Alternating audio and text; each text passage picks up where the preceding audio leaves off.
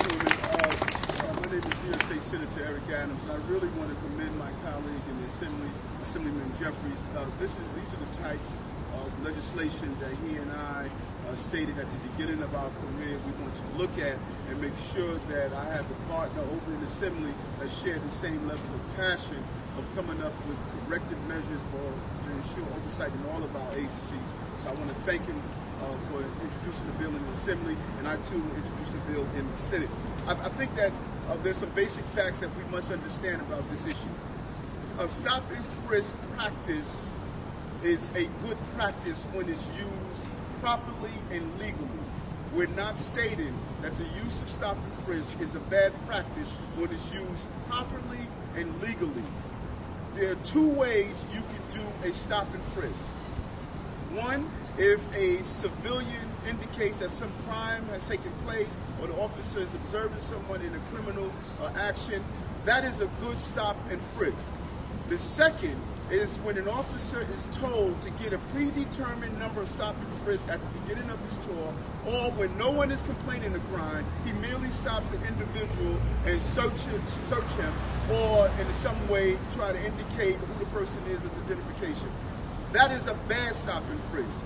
When you look at the data, the overwhelming number of stop and frisk has nothing to do with the individual civilian stating that is a bad guy that either committed a crime, we thought committed a crime. That's the problem we're looking at. This is racism 101. You simply have to do the math. 80% of those stops are black and Hispanics. 9 out of 10 didn't commit any criminal action at all. The database, the creation of database. The database should be created to stop bad people, not black people. That's what's wrong here.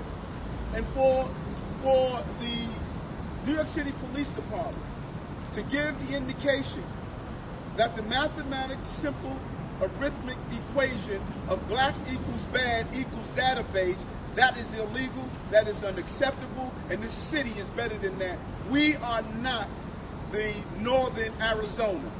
We are not going to permit innocent people to be stopped on the street merely because of their ethnicity, to be searched and to be questioned.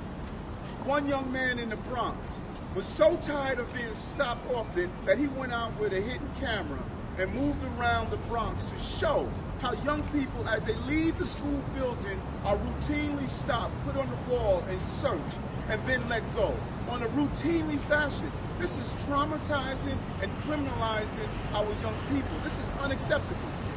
A correction officer, his son would wear home his Kentucky Fried Chicken uniform every day, hoping that when the officers see him, they will believe he has a job and wouldn't stop and frisk him daily.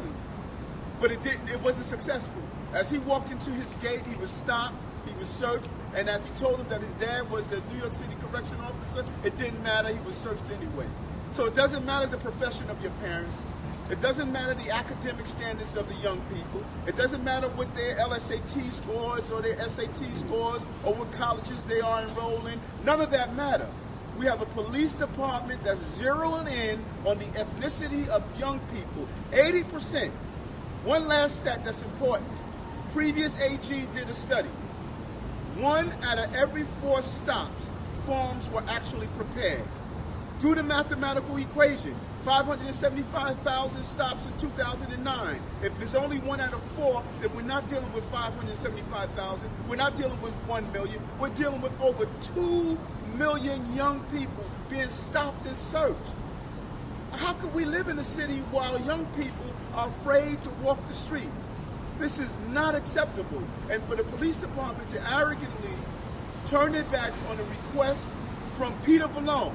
You don't have a city council person who has been more tolerant of police practices than Peter Vallone. And Peter Vallone has asked them to purge this database and stop using this database to hold information. But the fact is that the police department refused to do this. Police officers hate it. Police officers have been asking for us to intervene and to stop this practice. The PBA hate it. The PBA is asking us to pass laws to stop this quota system of putting their officers in harm's way. Every segment of society is saying this is wrong.